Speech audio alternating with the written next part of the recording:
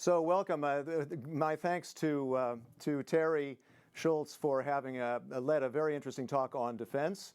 Let's mix defense with trade, with climate regarding EU-Ukraine relations. Now, as many of you know, there is an association agreement between the EU and Ukraine. That's sort of an aid and trade relationship.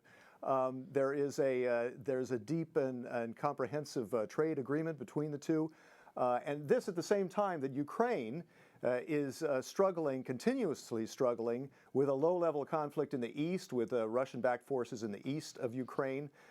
Very, very difficult for Ukraine to deal with that at the same time that they are trying to make their economy greener, to try to play their part in this Green Deal that the EU is trying to drive ahead. So this is where I'd like to bring in Olga Stefanishina, who is the Deputy Prime Minister for European and Euro-Atlantic Integration of Ukraine. Welcome, Olga. Hello, Chris, and just to start, saying that in Ukraine, both trade and economic development and reforms in the defense and security sectors are all the part of the overall transformations and democratic transformations of our country. So it is all combined. Now, Olga, this relationship between the EU and Ukraine has evolved, hasn't it? Can you tell me a little bit how that has evolved in the last few years? In mind that, yes, there is this low-level conflict in the east, and Ukraine is trying to reform its economy to become greener and more modern as it trades with the EU. Well, first of all, all our transformation started with a strong support from the European Union member states and the whole civilized world of Ukrainian territorial integrity and sovereignty, which brought a lot of instruments of international pressure and revealed the potential of economic transformation of Ukraine. And one of the instruments of such support, beside of the sanctions, were the trade preferences given to Ukraine, which enabled the potential of Ukraine to transform its economy and reorient it to European Union. So this support and this relations has brought a lot of political investment into Ukraine. But now, over the last 3 years, we managed to show ourselves as the reliable partner of all the times. And now we have a very strong equal dialogue as a fully fledged partners between ourselves, both when it comes to trade, to political alignment, but also when it comes to the support of our country and support our country brings into the stability of the whole region in this part of the Europe. Now, Olga, this association agreement with the EU, which some say that was one reason that sparked the conflict in the eastern Ukraine. How would you like to, and you've proposed evolving this, updating this association agreement? What do you mean by that? Basically, yes, the people were standing back in 2014 for the European choice and for the right to choose their future, and thus the association agreement was in the very heart of this transformation and has brought a lot into the development of economy, of the competition and transformations of Ukraine. But now, where we're looking back a couple of years ago, we see that EU has become the largest trading partner of Ukraine. The 40% of all the exports and imports are related to EU-Ukraine trade. Basically, Ukraine has been a very reliable ally to European Union in the WTO, and the structure of our trade has enormously transformed from the very raw materials mostly exported to EU to a lot of products with the added value, and some of the top products which has become the top, where Ukraine has become the top importers to the EU when it comes to food products and etc. So there is a huge transformation we've already faced with the existing rules of trade, and we really have to take the best of the association agreement by its transformation and adjustment it to the actual potential of which can be revealed. And in the beginning of 2021, legally the opportunity to update and review the trade Indeed. part of the agreement is revealed. So we're doing our best to make sure that we're politically commitment to adjust it to our ambitious agenda. So can you be more specific about how you would like to adjust that, the association agreement and the free trade agreement? We see that another statistic here is that since 2016, EU-Ukraine trade is up 65%. So with that trade increase, it looks like things are working, but you say that this trade agreement doesn't reflect reality anymore. What do you mean by that? What would you like to change? Basically, I'm speaking from the position of the country which has transformed all of the legislation, all of the structural legislation based on EU acquis, EU standards. And now when our companies are already operating based on EU standards, they need more opportunities to get into the EU market. And that's what I'm talking about when we need to bring it to reality, because existing rules of trade need to be updated, both of the structure and the preferences we have. For example, when it comes to the quotas and duty tariffs, which should be further liberalized to make sure that we reveal the potential for other products to be exported to the EU. But also we need to look a bit more broader when it comes to the logistics and the barriers to trade. We need to have this, let's say, non-barrier space together with the European Union for our trade to grow bigger and stronger. And I'm really happy that this vision is also reflected by the European Union and member states. So it shows that we're really partners and that we're grown-ups, let's say, if I can say, that we're speaking on the same language. So this is how it looks. But also, it's very important in terms of the new reality which has been formed by European Union when it comes to the green agenda and the green economy. So here's the potential we are about to reveal also together. Yes, yes.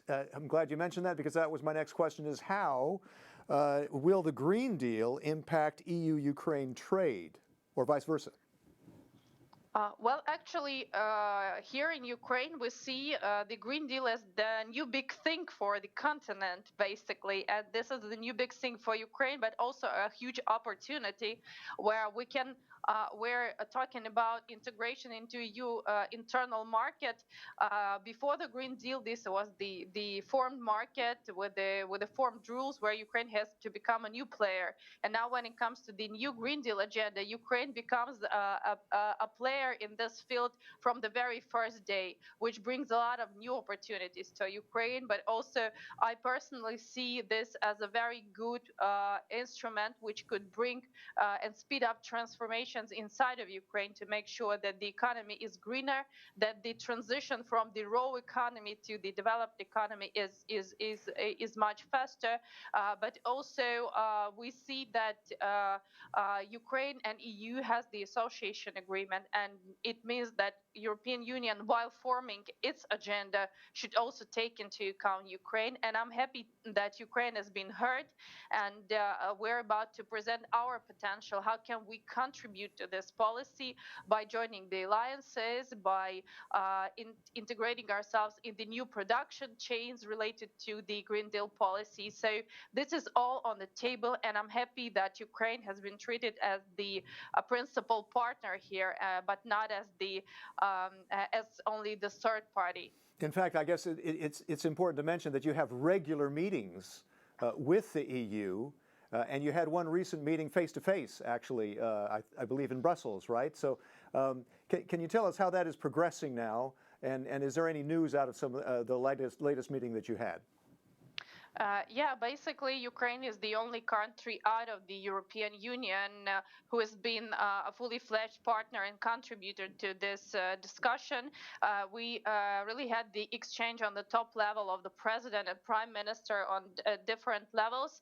And so far, we've outlined a number of top priorities we're about to cooperate is the transformation of the coal regions, reforms of the related to the energy efficiency, and also also alignment of Ukraine with the hydrogen strategy of the European Union, where Ukraine has a huge potential, and our institutions are already elaborating and developing different policies based already on this cooperation.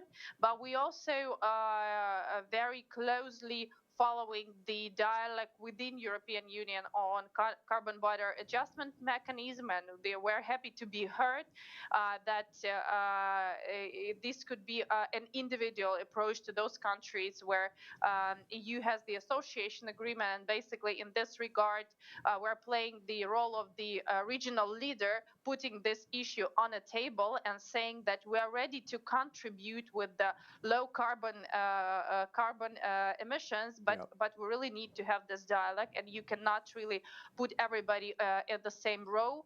And I'm happy to be heard, and this is also part of our discussion. But also we're thinking about the new financial package, which could be part of the support of Ukraine's transition and Ukraine's alignment with this policy.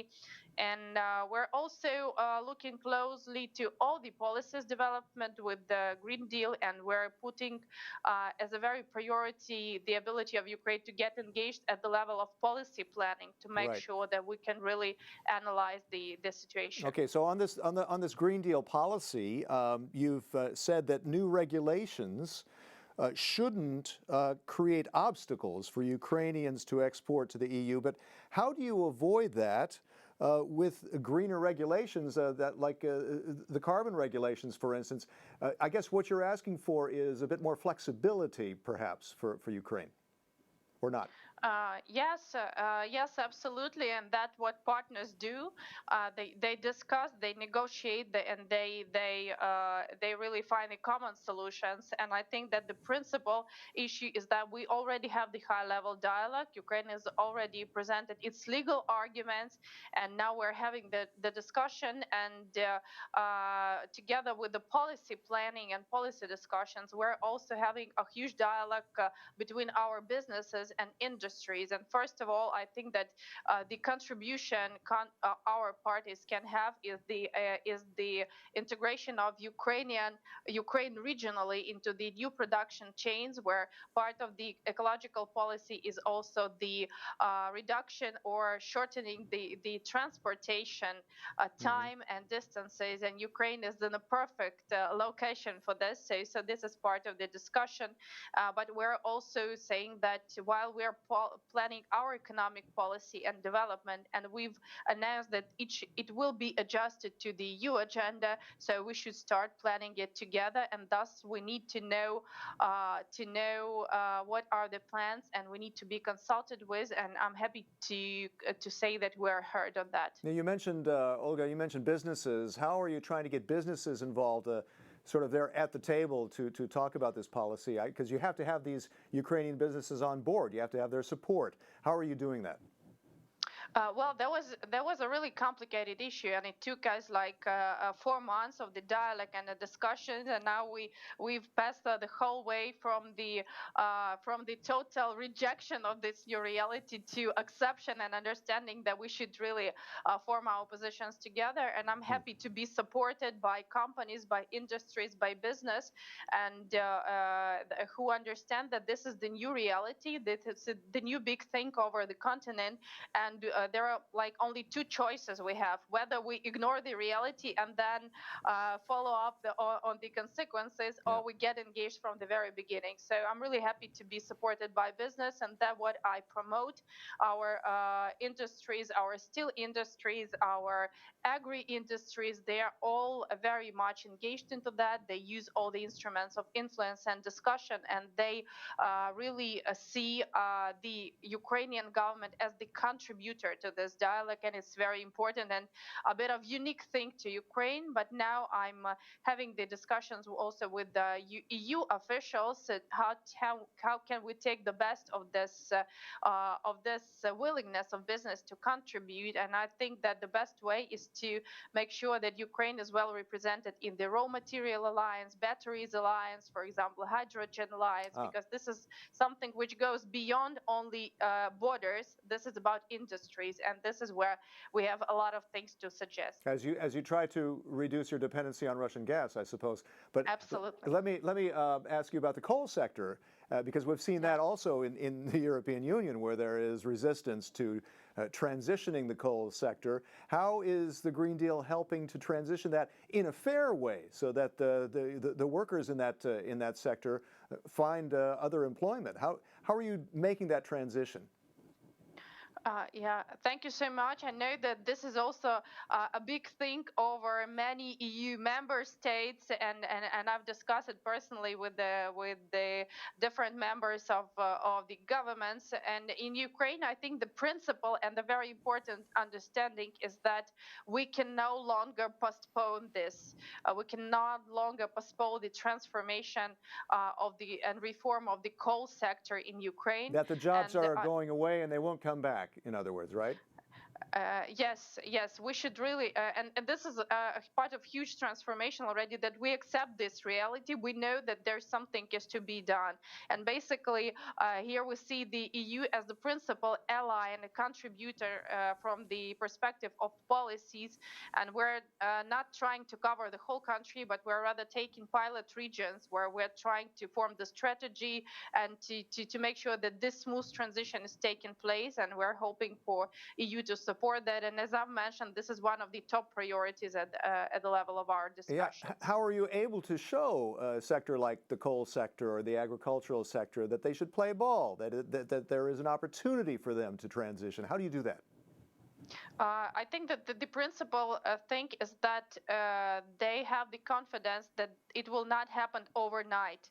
The biggest fear they had that one morning they will wake up and the government will say, like, tomorrow you have to close all the coal industry and then reorient to the green energy. And now they understand that there is a sustainability, and we're like negotiating together with our foreign partners, but we're offering them some transition, and we're negotiating this transition together with them. So this brings some confidence and acceptance, let's say, in this new reality. And so far, I don't think that Ukraine will be as fast in transformation as some of the EU countries, but this is already the way we're going through, and it might take longer, but it will definitely take place. What about you mentioned the hydrogen, and that has big potential in Ukraine. That kind of surprises me. Can you explain that to me? Absolutely, and basically that exactly what EU strategy on hydrogen says, that Ukraine could be a principal partner in that. And you've already mentioned the discussion, the gas issue with Russia, and you remember that it's been an extremely complicated trilateral discussion between Ukraine, Russia, and EU on the gas system, and many of the EU countries were extremely vocal on the Nord Stream 2 project, and it's being not economically justified. And thus we believe that Ukrainian transit system and its potential could be used for the production and transportation of hydrogen to Europe. And our gas companies are already forming the plan for this, and they are working with the different neighboring countries. So this is not the potential, even if this is the new reality, which is has been recognized also by EU in its strategy. And this is what we are working on to take the best use of Ukrainian transit potential and the potential for production of this type of energy resources. Olga, let me shift over to defense, because you're also in charge of Euro-Atlantic integration. Shorthand for that is cooperation with NATO and defense within Europe. How do you see hybrid threats and security issues as a threat to sustainability and the business climate in Ukraine? Thank you so much. And this is one of the top issues, and we already had a number of discussions with the president and inside of the government on this issue. Is that critical resilience is really needed, and maybe some informational hygiene is needed for us both internally and externally to make sure that we really see the progress and transformation of Ukraine in the way it is based on facts, and Ukraine has to build the strong resilience both of economy, of security and defense sector, and we see that this request is not only coming from Ukraine but from the whole Europe, and that's why we decided that Ukraine, as the country standing on the forepost of propaganda and hybrid threats and manipulated media, we should really take the best of this experience. And by the initiative of the president, we decided to launch the Center for Resilience and Hybrid Threats, which would accumulate this experience, issue the recommendations, and then will make sure that the resilience is in all sectors are there. But of course, Ukraine is the principal holder of this experience, unfortunately, and we keep on accumulating this and basically willingly sharing it with our international partners, and hopefully will become more resilient in terms of propaganda and hybrid threats. And I guess you're cooperating with the Europeans on that as well. Now, regarding this low-level conflict in eastern Ukraine, with one ceasefire after another that is violated, how much does that complicate your efforts in trying to transition your economy toward a more sustainable economy? Well, basically, I think that the biggest opportunity in terms of reintegration of the Donbas region, of Lugansk and Donetsk region, but also the annexed Crimea, is the prosperous and economically developed Ukraine. And while we're fighting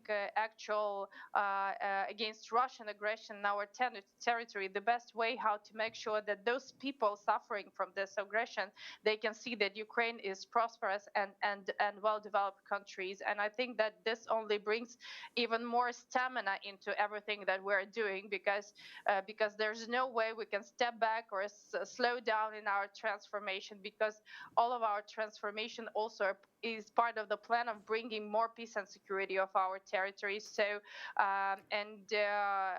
we have established these separate ministries in charge of reintegration of the occupied territories, where the economic transformation and bringing more investments is a heart of this transformation. So we see a lot of opportunities here. Indeed, I think at the origin of the association agreement, it was seen from the pro-Russian side as being a zero-sum game between Europe and Russia.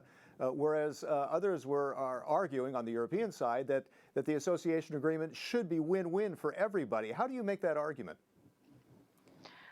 This is there's no point to make this argument, because for the whole free world and people who are oriented to development and fair competition, it is obvious, really, it is proven by the reforms and transformation we are going through. Like over 4 years, we already have the fully transparent system of public procurement, which wasn't seen visible or real even like 5 years ago, and it shows when it brings to transparency and competition, it works. The budget is getting filled, and etc. That comes to decentralization and many other reforms which have already been implemented. So the facts are witnessing instead of any propaganda, and this is the only instrument we have: the transformations and reform. Can we? We're closing now. Got about 2 minutes left now. Can we look quickly at the Moldovan elections, where Maia Sandu was the pro-European opposition candidate, and it looks like she's won. What advice would you have to her to deal with this? Because also in Moldova, there's a strong pro-Russian population there. How do you deal with that and try to avoid perhaps the complications that you faced? Yeah, it's an extremely good signal that the pro-European leader has won the election, and we're extremely happy and have sent our warmest wishes to Maya Sandu over the last days. And I think that this dedication only makes Ukraine and Moldova stronger, and makes all the region much stronger, because Ukraine is as the biggest country over the continent, but also over the region. Is the only one which has been very sustainable in its pro-European aspirations. And now, when we have also Moldova, we should really bring a strong alliance together, both also in cooperation with the European Union when it comes to the logistics and etc. And we should work as one. And I think that would bring us stronger. But of course, this would be not an easy task in the times of the hybrid threats that you are also mentioning. But I'm sure that Moldova can have all of our full support and rely on us in this experience. And I would also call on the relying to the civil society, expert community, international partners, business associations, because this support is the strongest. And if you have this support, you will never be dismissed by any political affiliates. Interesting point. Olga Stefanishina, Deputy Prime Minister of Ukraine, thank you so much for joining us. Thank you for joining us on the European Business Summit. Speak to you again. Thank you so much. Thank you.